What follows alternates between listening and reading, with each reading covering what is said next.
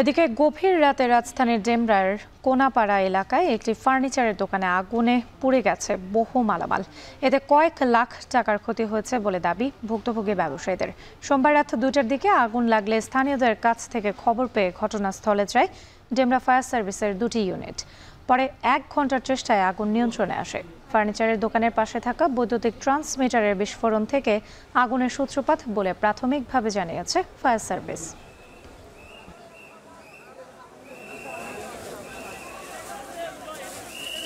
Studio plus chemical জাতীয় যে যারা কাপড়ের ছাপাখানা এই ধরনের শুনছি লোকমুখে। তো এটা আর আংশিক কিছু ক্ষতি হয়েছে হয়তো র্যাঙ্কসের, হয়তো ওই হিট ট্রান্সফার করে ওইটাতে কিছুটা ক্ষতি হয়েছে আর কি। আর আল্লাহর রহমতে কোনো আর বাকি আমাদের পাশে যে 4 বহুতল ভবন আছে এগুলো তো আমরা রক্ষা করতে পারছি, কোনো রকম সমস্যা হয়নি আর কি।